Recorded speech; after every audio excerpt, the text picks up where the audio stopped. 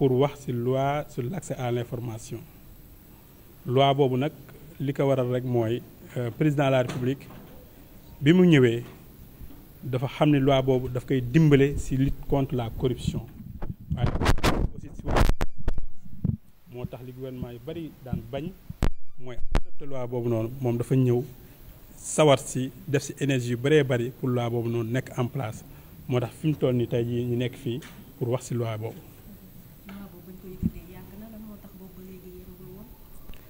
parce que président yi bokkuñu gouvernement yi bokkuñu te président bi fi nekk dafa bëgg transparence dafa bëgg bonne gouvernance ñëpp xam nañu loi bu sensible la te it boo ko mettee sur la place information yi bëree bëri ngay am te am na ñoo xam ne dañoo nëbb information yi noonu moo tax xëy na moo tax loi bi boobu léegi di sotteegul woon waaye président bi fi ñëw nekk lu bees moom dafa au contraire dafa bëgg ñu koy dimbali ci wàllu transparence ci wàllu corruption moo tax yéen journalistes yi yéen société civile bi ñun ñu nekk ci administration bi mu bëgg ñu ubbi bunt yu mel noonu pour ñu mën ko dimbale ci wàllu transparence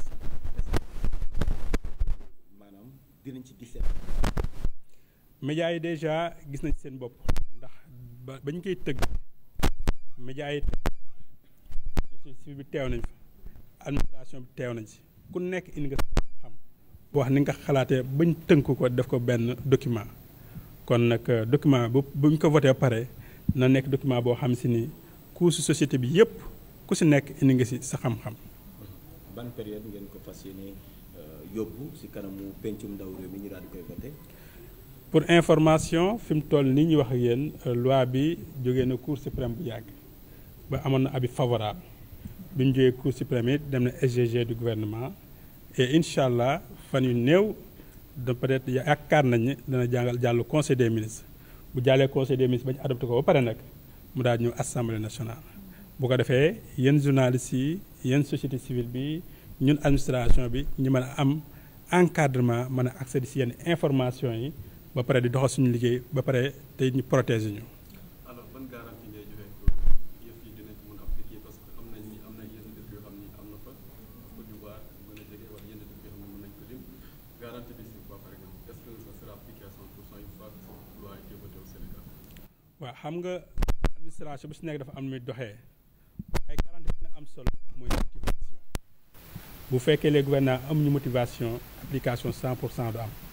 waaye heureusement ñun ki ñu jiitee di le président Bassirou Diomaye Diakhar Faye ci am fermeté bu mat sëkk na lépp loo xam ci ni wàllu information la te mu yitteel askan wi te mu yitteel transparence ci def énergie ba mu mat sëkk moo tax pour garantie pour cadre président de la République doy na sëkk ndax moom mu ñu jiitee premier ministre jiitee ñëpp moom dafa bëgg ñi mbir mi jaar yoon transparence jaar yoon corruption jeex fi moo tax ci wàllu garantie rek comme que président am na motivation bi tey ñi fi jiitoon amuñu motivation bi loolu rek doy na sëkk ni mbir mi am na garantie 100%. est-ce que l'administration de l'obligation aussi mu mën a collaborer avec les médias yeneen xam ne su boobaa. waaw une fois que ñu adopté ko je pense que lépp li wàllu information. lépp li wàllu procédure képp ku war a soxla information soxlatoo nga jaar boobu boobaa il suffit nga jël loi bi nga lire ko dëgg la nag loi bu ñu encadré la boo xam ne si ni nekk da ngay tëb rek loolu neex rek nga wax wala loolu neex rek nga saytu ko ndax ak lu mën a dem rek dana am lu nekk am nay limite waaye li gën a am solo te mu yitteel askan wi mooy transparence budgétaire mooy bonne gouvernance mooy gestion bu jaar yoon da nga xam ne loolu mooy tax société bi mën a développé loolu lépp mi ngi ci biir loi bi et que le président de la République dès l'accession au pouvoir a été très motivé pour que cette loi soit votée. C'est pourquoi aujourd'hui nous sommes là avec tous les médias, avec la société civile pour relancer le processus d'adoption de la loi sur l'accès à l'information.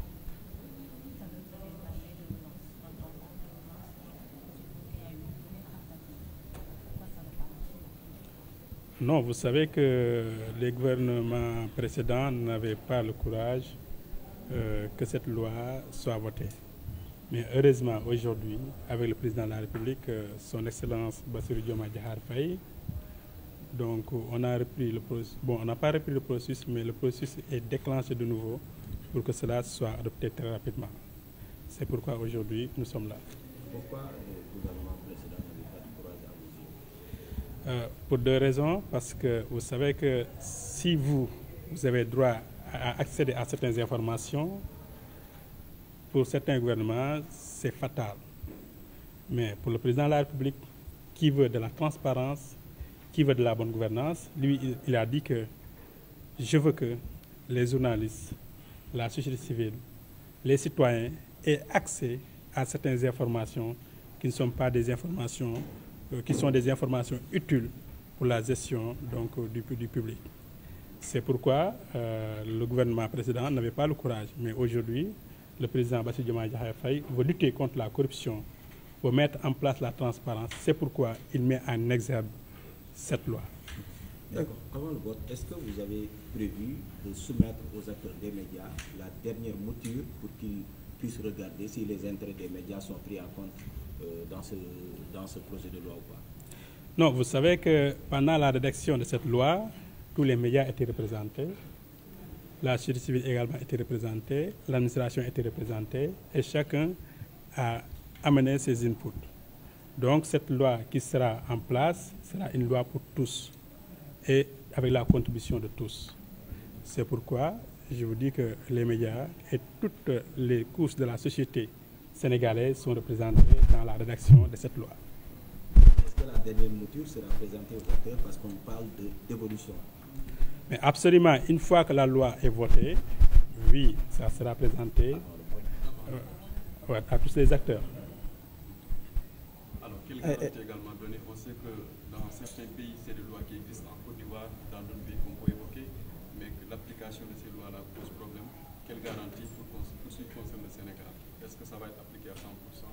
Les médias pourront accéder à certaines informations qui sont peut-être dans le cadre public en tout cas.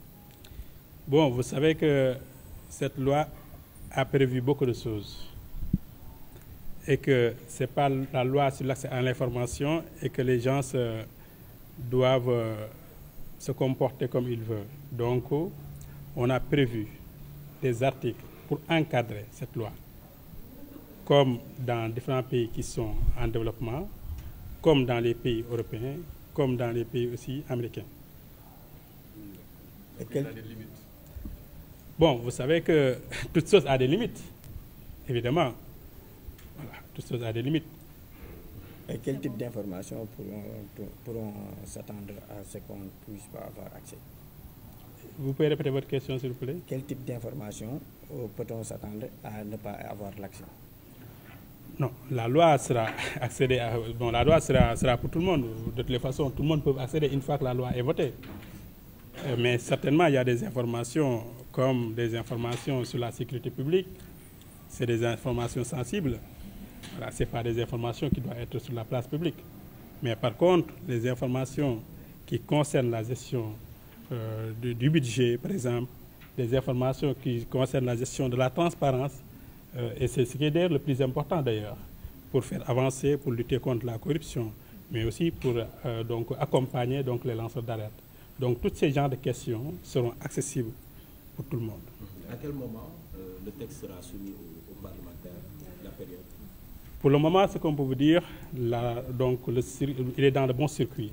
Actuellement, il est au SGG du gouvernement. Et bientôt, prochainement, on espère, le président de la République donc, sera adopté donc, en Conseil des ministres. Et après l'adoption au Conseil des ministres, ça va passer par l'Assemblée nationale.